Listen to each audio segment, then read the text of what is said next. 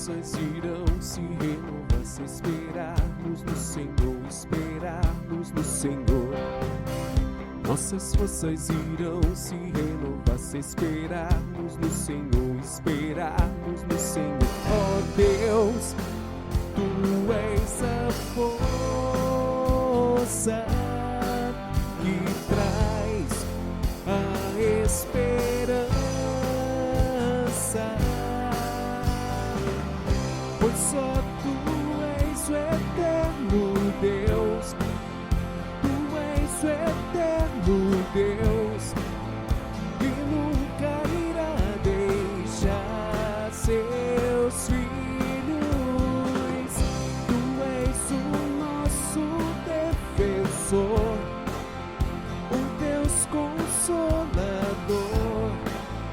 nos ergue quando estamos fracos. Nossas forças irão se renovar se esperarmos no Senhor, esperarmos no Senhor.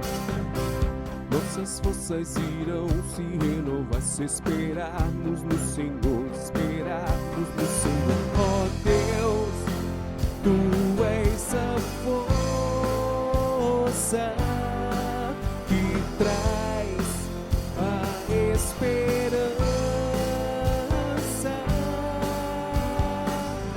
pois só Tu és o eterno Deus, Tu és o eterno Deus, que nunca irá deixar seus filhos.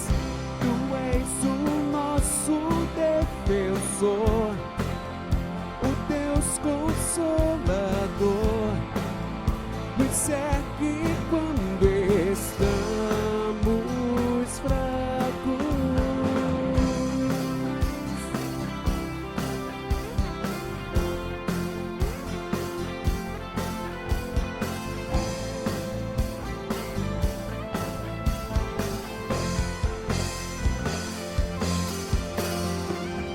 Pois só Tu és o eterno Deus, Tu és o eterno Deus, Tu és o eterno Deus, pois só Tu és o eterno Deus, Tu és o eterno Deus, que nunca irá deixar seus filhos. Tu és o nosso defensor, o Deus consolador, nos ergue quando estamos fracos.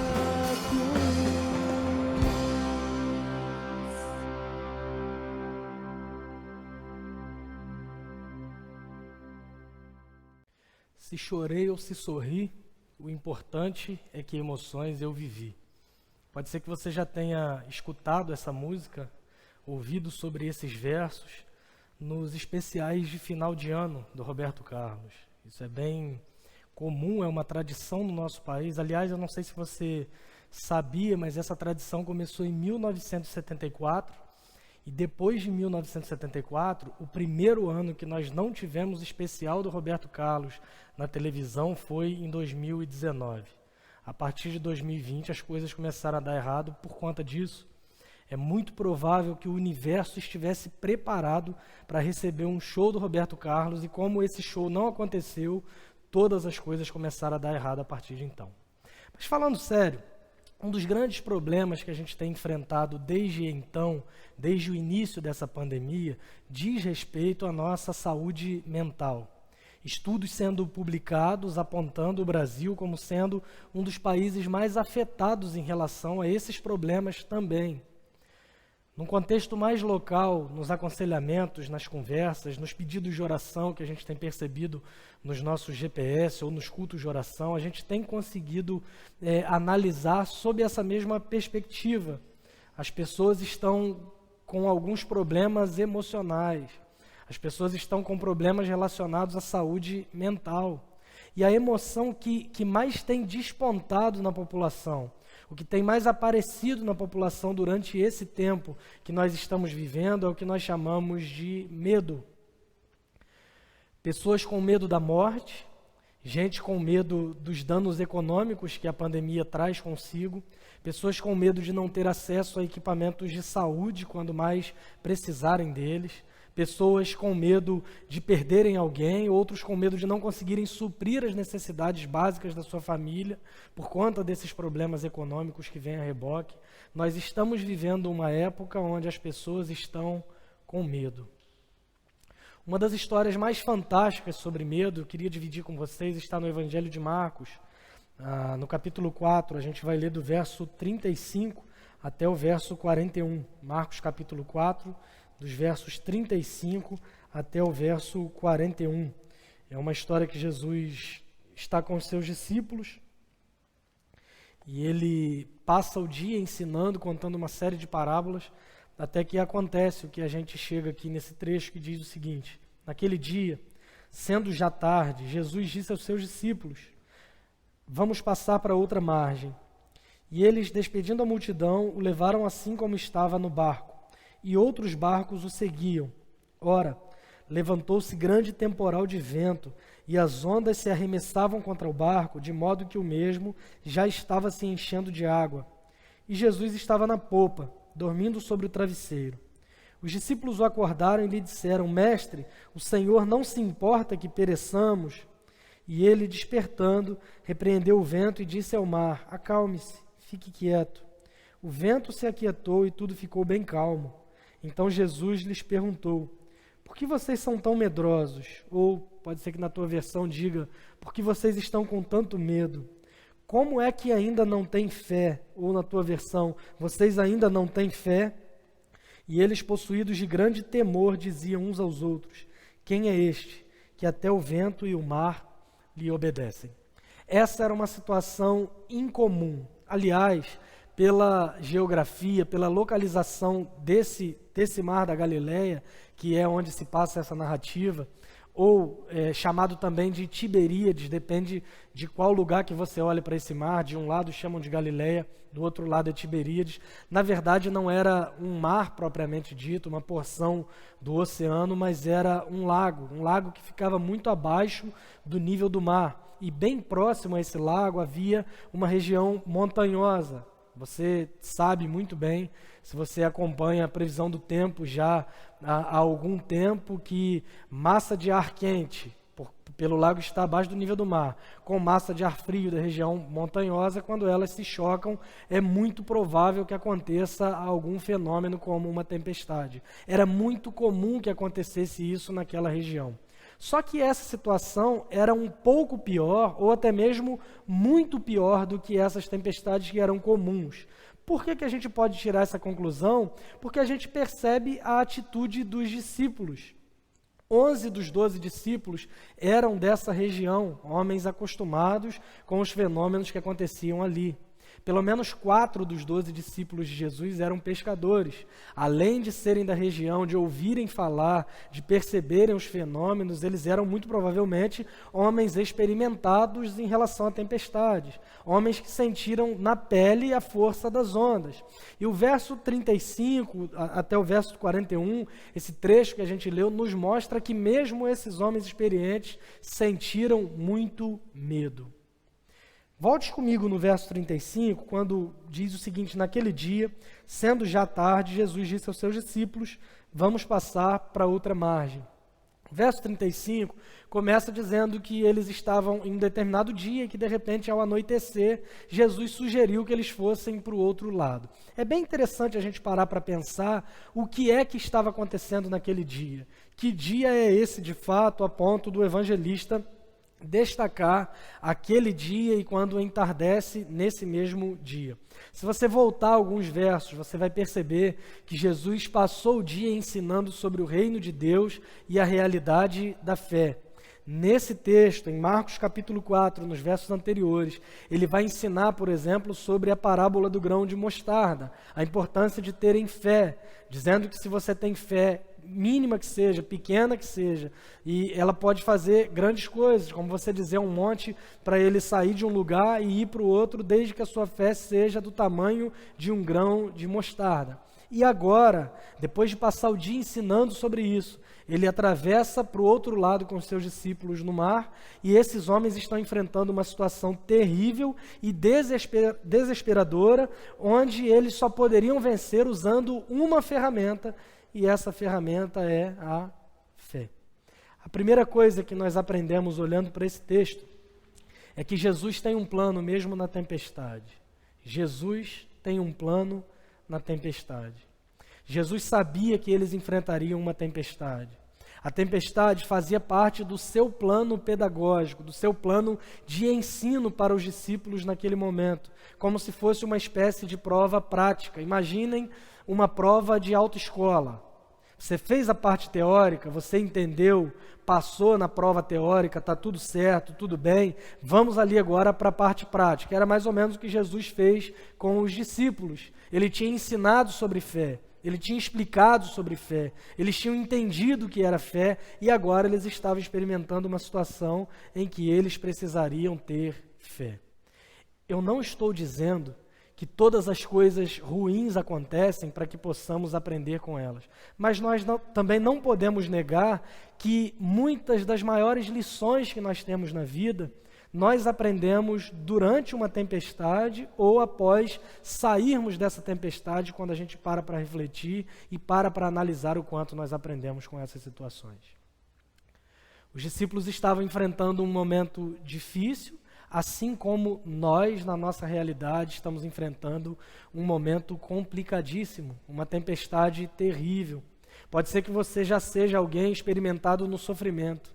Pode ser que a tua história de vida mostre que você já tenha vencido inúmeras crises, mas assim como os discípulos, que eram pescadores, que eram habitantes daquela região e estavam com medo da tempestade, é possível que mesmo você, tendo experimentado já coisas terríveis na sua vida, ainda assim esteja com medo diante da situação que nós estamos vivendo. O verso 36 vai dizer o seguinte para nós: eles, despedindo a multidão que estava ouvindo Jesus, o levaram assim como estava, no barco, e outros barcos o seguiam. No verso 36, nós aprendemos que a tempestade é uma realidade. No verso 36, nós aprendemos também que a tempestade não é uma exclusividade nossa. A tempestade ela é inevitável e a tempestade não é uma exclusividade nossa. Havia outros barcos ao redor. O texto vai dizer que eles seguiram no barco e muitos outros barcos também o seguiam. A tempestade era uma realidade para todos esses barcos. E é importante que a gente destaque isso, porque quando nós estamos sofrendo, nós temos a tendência de supervalorizar a nossa dor. Nós, homens, então, somos mestres nisso. Não sei se você tem esse tipo de hábito, mas é muito comum que um homem, quando experimente qualquer sensação ruim, ele já fique como se estivesse morrendo. As autoridades sanitárias têm recomendado para cultos públicos diminuir a porcentagem de presentes no templo, aferir a temperatura na entrada com um termômetro.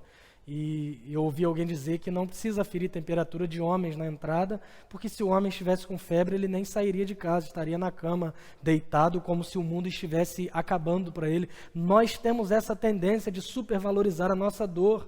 Achamos que a nossa tempestade é sempre pior que a do outro. Achamos que a nossa dor sempre dói mais.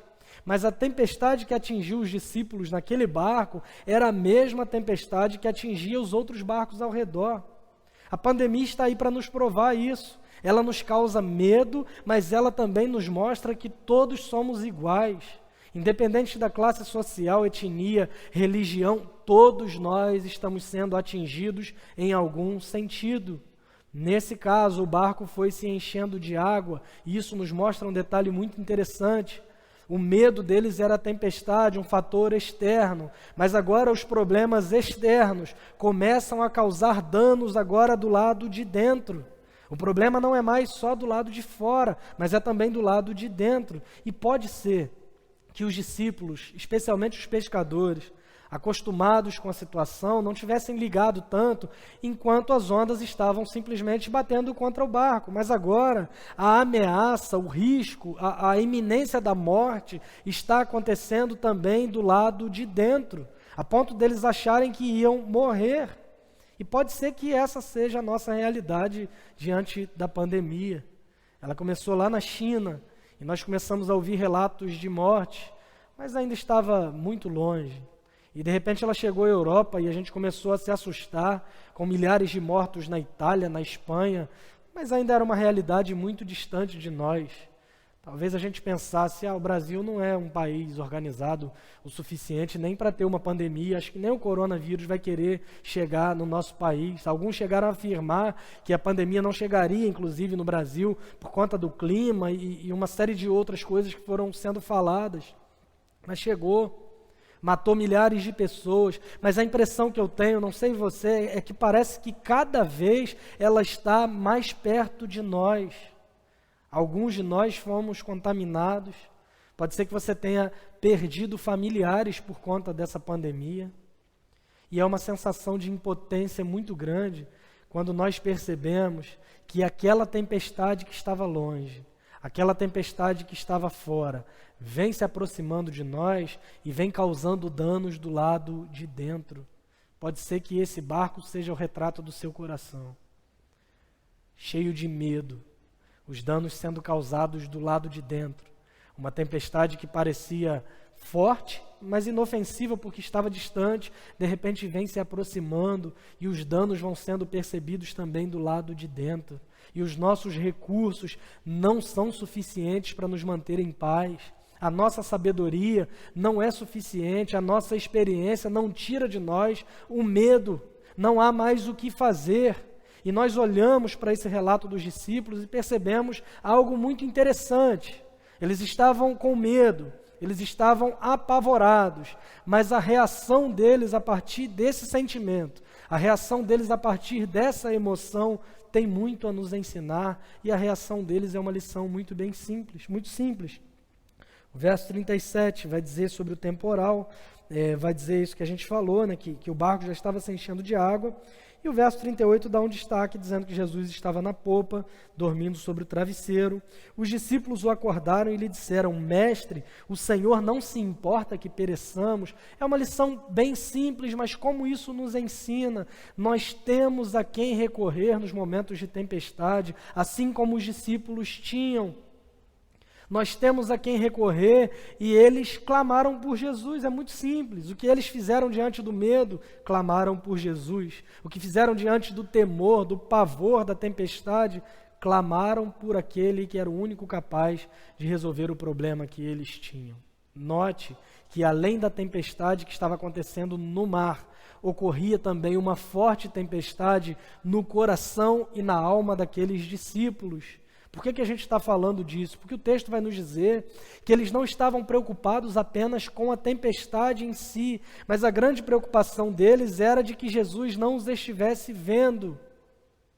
O questionamento que eles fazem a Jesus não é: Senhor, o Senhor não está vendo a tempestade, o Senhor não está percebendo, não. O questionamento era o seguinte: o Senhor não se importa que a gente morra, o Senhor não se importa que a gente pereça. O que eles estavam passando, o que eles estavam sentindo, não era simplesmente o medo da morte, mas era o medo de que o Senhor não estivesse percebendo os sentimentos, as emoções e aquilo que eles estavam enfrentando. E às vezes esse é o retrato do nosso coração também. Sentimos medo não só da crise, da doença, da pandemia, às vezes sentimos medo de não estarmos sendo vistos por Deus, por Jesus. Pode ser que há muito tempo a tua oração para você parece que você está orando no vazio, que ninguém te ouve, que Deus não consegue te ouvir, que Deus não consegue te responder. Às vezes o que te amedronta não é só o que está do lado de fora, a crise, a doença, a pandemia, mas você também está se sentindo abandonado, sozinho, como se Deus não estivesse te ouvindo, como se Deus não fosse capaz de saber o que você experimenta nesse momento. Não era apenas um pedido de socorro, mas era uma crítica. Eles não disseram: Senhor, olha a tempestade, eu estou com medo, mas eles disseram: o Senhor não se importa que a gente morra, o Senhor não está vendo, o Senhor não está percebendo. E às vezes nós agimos assim. As nossas orações, em muitas situações, não são para apresentar os nossos temores diante de Deus, mas são para tentar transferir as nossas responsabilidades ou até mesmo culparmos Deus pelo momento em que estamos enfrentando, culpar o outro pelas tempestades que enfrentamos na vida. Só que nós aprendemos também que mesmo que a gente não saiba como orar, que foi o caso desses discípulos, eles escolheram uma abordagem não muito inteligente, eles escolheram uma abordagem não muito certa para pedirem algo para Jesus, mas mesmo que eles não soubessem como orar, não soubessem o modo mais apropriado para isso, ainda assim, Jesus ouve o pedido daqueles homens e os livra daquilo que mais os amedrontava naquele momento. E essa é a nossa realidade. Mesmo que a gente não saiba orar como convém, o Espírito Santo de Deus intercede por nós. O Espírito Santo de Deus faz isso até mesmo por meio de gemidos inexprimíveis. Mesmo que a gente não saiba como pedir, ainda assim Jesus nos ouve, nós temos essa certeza e Ele é o único capaz de nos livrar daquilo que tanto nos amedronta. Com essa procura dos discípulos por Jesus, nós temos duas sugestões interessantes para momentos como esse que vivemos. A primeira delas é bem óbvia, que é buscarmos a Deus por meio da oração. Não negligencie essa oportunidade. Ore, fale com Deus, expresse para Ele o que você está sentindo. Participe dos cultos de oração, onde nós fazemos isso juntos, onde nós fazemos uns pelos outros. Mesmo que você ache também que não sabe orar, que não sabe o modo certo de fazer isso, ainda assim, ore. Mesmo que os discípulos não tenham pedido de modo correto, Jesus se levanta e acalma a tempestade diante deles. Essa é a primeira sugestão. Ore, busque a Deus em oração. A segunda se baseia no fato de que Jesus é totalmente Deus, mas para aqueles discípulos ele é também um homem próximo, um amigo. Eles não estavam recorrendo simplesmente ao Deus Todo-Poderoso, mas eles estavam falando também dos seus dramas, dos seus medos, dos seus temores, da sua tempestade com alguém que era próximo, com um amigo. E uma sugestão que eu te deixo, além de buscar a Deus em oração, é tenha boas amizades, pessoas para as quais você pode contar sobre os seus medos, pessoas que simplesmente por olharem uma situação de um outro prisma, elas conseguem te ajudar a vencer os seus medos. Tem uma história que eu já contei algumas vezes, mas vou falar de novo, que expressa muito bem isso. Quando a gente era criança, eu e meus irmãos, meu pai ele trabalhava à noite, no turno da noite, e uma certa noite estávamos em casa com a minha mãe, eu, meus irmãos, e de repente começou um barulho muito forte na porta da cozinha. Parece que alguém estava socando a porta, querendo abrir. E eu, naquela época, era muito medroso. Graças a Deus, hoje, eu sou só medroso, não sou muito medroso mais. E provavelmente, assim como o diabo ele junta muitas situações para deixar a gente com mais medo ainda, provavelmente esse dia era uma quinta-feira que era o dia que passava linha direta. E eu não sei você, mas eu ia dormir toda quinta-feira apavorado e acordava sexta com medo de ver algum daqueles suspeitos no caminho da escola, alguma coisa nesse sentido.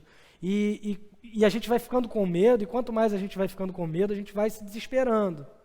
E o barulho cada vez mais forte, batendo cada vez mais forte, a gente não sabia muito bem o que fazer, até que na rua passa um amigo, um vizinho, alguém próximo. E aí a minha mãe, meio que responsável pelas crianças, sem saber o que fazer, ela fala para o vizinho, pelo amor de Deus, acho que tem alguém ali na porta dos fundos tentando entrar, você pode nos ajudar? E aquele homem corajoso também, né? Mas ele pega uma faca para se precaver, ele vai até a porta e quando ele chega na porta dos fundos, ele dá de cara com um bode que estava batendo com a cabeça na porta. Eu não sei se é por isso que alguns dizem que o bode é símbolo do diabo, mas o que eu aprendo com essa história é que nós estávamos com medo, a situação não mudou. Não saiu um ladrão e entrou um bode, a situação era absolutamente a mesma. A situação era exatamente a mesma, mas nós estávamos com medo porque a gente estava olhando de um ângulo. De repente foi necessário que um amigo, alguém de fora, olhasse por outro ângulo para a mesma situação e nos ajudasse a vencer os nossos medos. Não ande sozinho, especialmente nesse tempo. Mesmo que estejamos privados de encontros presenciais, use as ferramentas que você tem, procure pessoas, desabafe com essas pessoas, converse sobre coisas sérias, converse sobre coisas que não são sérias, ria com teus amigos, se distraia, enfim, tenha boas amizades e pessoas que você pode dividir os seus medos. Se você se sente sozinho demais nesse momento, entenda que a igreja é a comunidade de discípulos de Jesus, de pessoas que são famílias, que devem sentir a sua dor, que devem se alegrar contigo, que são unidos por algo muito maior do que aquilo que pode nos dividir. Se envolva. O que eu mais vejo também são pessoas reclamando, que se sentem sozinhas mesmo na igreja, mas não se envolvem em absolutamente nada. Não frequentam um GPS, porque eu não conheço ninguém. E o que você tem que fazer para conhecer alguém? Frequentar um GPS. Me parece lógico, mas para algumas pessoas não é. E colocam a culpa na igreja, no outro, na falta de comunhão, em uma série de coisas, mas não se envolvem em nada. Não frequentam um GPS, não vai a um culto de oração, não se envolvem em nenhum tipo de serviço. Isso não é saudável. Nem enquanto cristão, enquanto discípulo de Jesus, nem para a tua saúde mental e para as tuas emoções. Viver sozinho não é saudável e comunhão dá trabalho, porque ela requer cultivo. Faça a tua parte e pare de culpar o outro pela ausência da comunhão. Os discípulos recorrem a Jesus nesse momento, que é totalmente Deus, mas é também um amigo presente. E Jesus, ele acalma a tempestade no mar, mas ele acalma também a tempestade que havia dentro deles, porque Jesus vai dizer no verso 39, ele despertou, repreendeu o vento e disse ao mar, acalme-se, fique quieto. O vento se aquietou e tudo ficou bem calmo. Problema número 1, resolvido. Tempestade do mar, resolvido de forma muito simples, de forma muito direta, mas agora, depois que o mar está calmo, o foco muda. Jesus vira agora para os seus discípulos e faz algumas perguntas que fazem com que eles percebam o que eles estavam sentindo diante da tempestade e a razão pela qual eles estavam sentindo tanto medo. A pergunta que Jesus faz é: por que vocês estão com tanto medo? Vocês ainda não têm fé? Por que vocês são tão medrosos? Como é que vocês ainda não têm fé? E com isso nós aprendemos que a solução para vencer o medo é a fé. Vocês ainda não têm fé? Como assim? Eu falei com vocês o dia inteiro sobre isso. O texto vai nos dizer que Jesus falava por parábolas, mas quando ele estava com os seus discípulos, ele explicava tudo para aqueles homens. Eles foram instruídos sobre a fé, receberam orientações claras e explicações sobre as parábolas do próprio Jesus, mas ainda assim não tinham fé suficiente para vencer o medo. Não é a quantidade de conhecimento sobre a fé que te faz vencer as tempestades. Não importa quantos livros você leu sobre o assunto. Não importa quantas pregações você já ouviu ou até mesmo pregou sobre esse assunto. A fé não está relacionada ao conhecer, a fé está relacionada ao confiar naquele a quem você conhece. Eles sabiam que Jesus domina sobre tudo, eles sabiam que Jesus os amava, mas na hora da tempestade eles não conseguiam experimentar isso porque eles não confiavam nessa verdade de todo o coração. E esse pode ser também o retrato da tua alma hoje. Eu sei que o Senhor pode todas as coisas. Eu sei que o Senhor tem um plano mesmo em meio à tempestade. Eu sei que eu devo clamar por Jesus. Eu sei, inclusive, que para vencer o medo eu preciso ter fé, mas eu não estou conseguindo experimentar isso. O que eu devo fazer? Seja muito sincero com Jesus sobre os teus medos. Peça a Ele que te ajude na tua falta de fé. Ah, mas eu sou cristão, eu creio. Como é que você está falando que eu não tenho fé se eu sou cristão? Eu já creio em Jesus, só que eu não consigo descansar porque eu não consigo experimentar esse tipo de sensação. A verdade é que você não confia totalmente nele. Em Marcos, no capítulo 9, é uma situação muito específica que nos ensina sobre isso. Um pai leva até Jesus o seu filho, um menino, que estava possuído por um demônio que o deixara mudo desde a infância. Quando o espírito imundo viu Jesus, ele causou uma convulsão no menino, de modo que ele rolava no chão de um lado para o outro e ele espumava pela boca. E Jesus começa a conversar então com o pai do menino. Não é com o demônio igual algumas igrejas fazem. Jesus conversa com o pai do menino e o pai do menino lhe dá alguns detalhes, dizendo que desde a infância isso acontecia e faz um pedido. Ele diz para Jesus o seguinte: se o Senhor pode, tenha compaixão e faça algo para nos ajudar. E Jesus responde: se podes, se eu posso, tudo é possível ao que crê. E o pai do menino faz uma declaração interessante quando ele diz: eu creio, me ajuda a vencer a minha incredulidade. Eu creio, me ajuda a vencer a minha falta de fé. Ele crê, mas mesmo assim precisa de ajuda na falta de fé, na incredulidade. Como assim? Em certo sentido, ele crê em Jesus, tanto que ele leva o seu filho até ele para ser curado. Ele tinha ouvido que Jesus era capaz de curar e ele tinha fé de que se ele levasse o filho, Jesus poderia simplesmente curá-lo. Mas ele não cria o suficiente para confiar que Jesus poderia de fato fazer isso. E às vezes assim somos nós. Talvez ele cresce em Jesus em certo sentido, mas ele não confiava totalmente no que Jesus era capaz de fazer. Às vezes nós somos assim. Agimos publicamente como crentes em Jesus. Vamos à igreja, postamos versículos nas redes sociais, mas diante de uma crise, do medo, da dúvida, da incerteza, demonstramos total falta de fé. Assim como os discípulos que ouviram sobre a fé, que conheciam sobre esse tema, que escutaram histórias e pregações sobre isso, mas não estavam experimentando essa fé. O que eles fizeram que nós podemos fazer também? Seja sincero com Jesus sobre teus medos e peça a Ele que te ajude na tua falta de fé. Eu quero caminhar para concluirmos pensando algumas coisas com vocês. A primeira delas, para acalmar o teu coração nesse momento. Não há problema algum em sentir medo. Não há problema em sentir medo. Assim como o pai desse menino, assim como os discípulos, crer em Deus não é garantia de nunca sentirmos medo. É normal nos sentirmos assim diante das tempestades. É normal sentir medo diante de uma pandemia como essa que estamos enfrentando. É absolutamente normal. Esses homens eram experientes. Esses homens caminharam com Jesus por um bom tempo. Esses homens ouviram sobre a fé um dia inteiro e com muita certeza em outras oportunidades também. Mas mesmo assim, no fim desse dia, eles se sentem com medo, assustados, em pânico, apavorados. Ter fé em Deus não te isenta de sentir nenhuma dessas coisas, mas ter fé em Deus te livra de ser dominado por qualquer uma delas. É normal sentir medo, não é normal ser paralisado pelo medo. É normal um discípulo de Jesus sentir medo, não é normal um discípulo de Jesus ser paralisado por esse medo. Outra coisa que eu queria pensar com você é o seguinte: que o remédio para o medo é a fé. Jesus está dizendo: vocês têm medo, como que vocês ainda não têm fé? Ele está colocando as duas coisas como opostas. Se tivessem fé, não teriam medo. Porque vocês estão com medo, é sinal de que vocês não têm fé.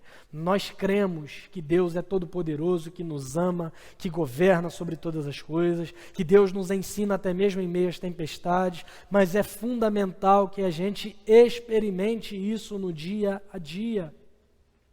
O Evangelho, o que Cristo fez por nós, pagando os pecados que éramos incapazes de pagar, por meio da sua morte, por meio da sua ressurreição, nos garantindo vida eterna, sim, para quando morrermos, para quando nos encontrarmos com Ele, para quando Ele voltar, mas vida eterna é algo que já começa hoje. O que Jesus fez por nós e a mensagem do Evangelho nos garante uma vida diferente hoje, uma vida cheia de fé, mesmo quando as circunstâncias nos empurram em direção ao medo, ao pavor, ao pânico, ao temor. E mais uma coisa que eu queria pensar com vocês, é que se a gente compreende tudo isso e se a gente vive desse modo, a gente não vai ficar soberbo achando que nós somos bons, mas nós ficaremos como os discípulos, maravilhados com quem Jesus é. Depois disso tudo acontecer, o texto vai concluir dizendo que os discípulos agora estão possuídos de grande temor, que é uma espécie de medo, mas está muito mais relacionada a uma adoração reverente. E eles diziam uns aos outros: quem é esse que até o vento e o mar lhe obedecem? Eu não quero que você ouça essa pregação e saia achando que você tem a força para vencer todos os seus medos.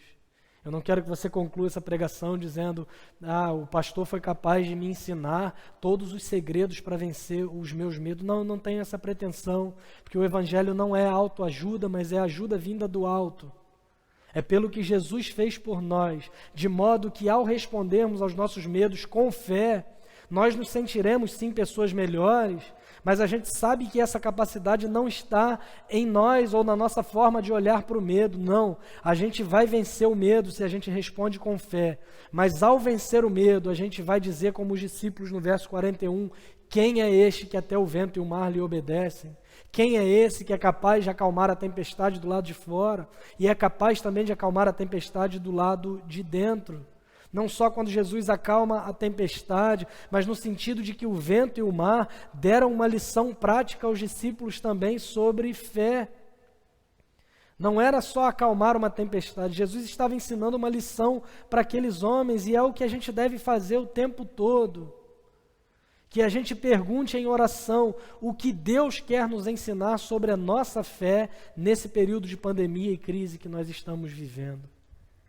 E o grande exemplo de fé que nós temos nesse texto é o próprio Jesus, que enquanto uma tempestade forte estava vindo sobre o barco, enquanto a água estava enchendo o barco, ele simplesmente estava dormindo, ele simplesmente estava descansando, mesmo em meio a uma tempestade tão terrível.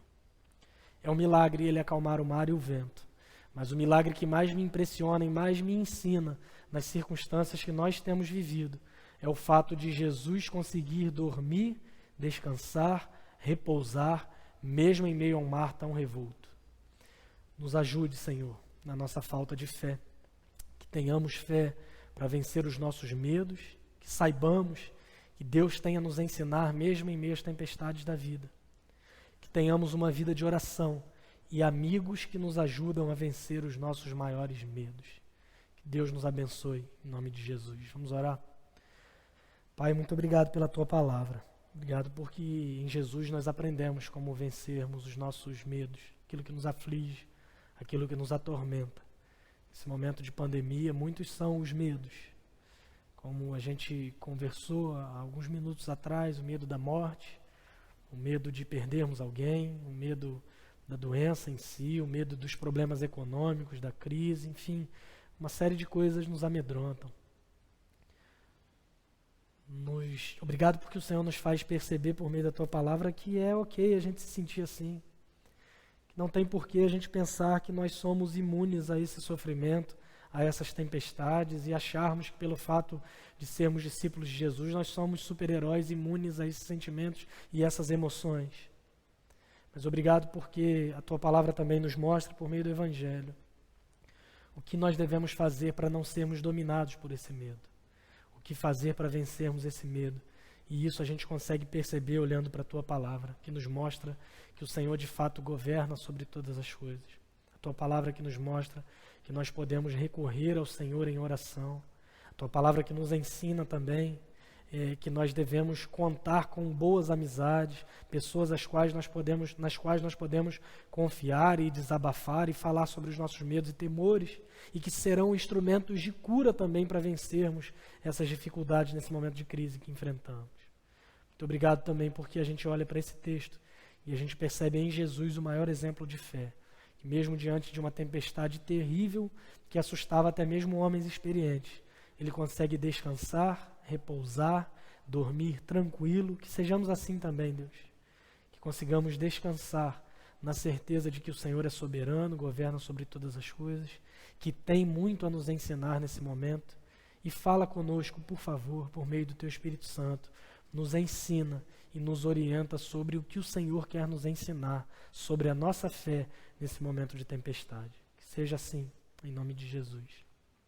Deus te abençoe, tenha uma boa semana, não deixe de baixar o nosso aplicativo, muitos dos nossos avisos têm sido dados por lá. Você que assistiu essa pregação, compartilhe com seus amigos, para que outras pessoas ouçam também a mensagem do Evangelho. Se você ainda não se inscreveu no nosso canal, se inscreva no nosso canal, ative o sininho para receber as notificações. E se você tem também interesse em contribuir financeiramente. A nossa igreja tem apoiado algumas iniciativas durante esse momento de pandemia, mais ainda do que a gente já tem feito. A gente tem feito doação de cestas básicas para famílias necessitadas, além dos seus dízimos, ofertas. A igreja segue com as suas atividades, mesmo que a gente não tenha a oportunidade de se reunir de modo presencial. A gente segue tendo os nossos gastos, despesas, e você tem a oportunidade de fazer isso por meio da sua contribuição. A gente tem preferido meios digitais, eletrônicos, então você pode transferir, pode fazer Pix, você pode ver aqui na tela, inclusive, detalhes sobre o nosso Pix. Cara, isso está muito moderno. Eu sempre quis falar isso. Dá uma olhada aqui na tela. Não sei se está certinho aqui no meu dedo, mas aqui você vai ter instruções sobre como você pode contribuir e exercer generosidade nesse tempo. Que Deus te abençoe. Fica com a gente aí. A gente vai entoar ao Senhor mais um louvor e logo após a gente encerra a nossa transmissão. Deus te abençoe. Até mais.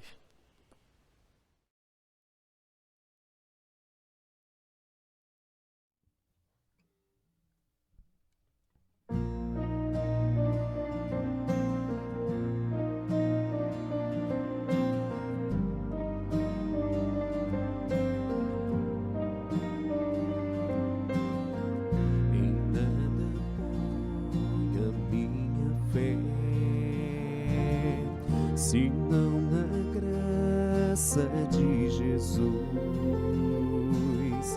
no sacrifício remidor, no sangue do bom Redentor.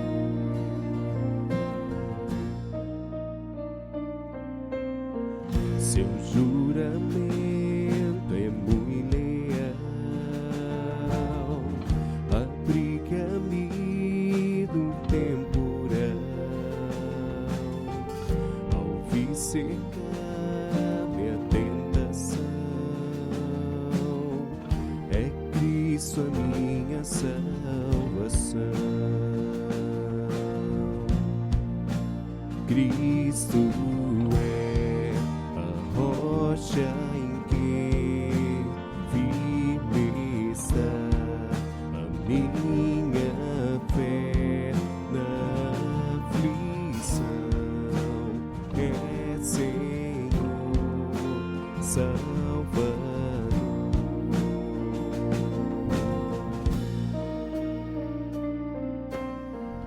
Assim que o seu clarim soar, irei com ele me encontrar, me alegrarei na redenção, com todos que no céu estão. Cristo é a rocha em que firme está a minha fé na aflição. É Senhor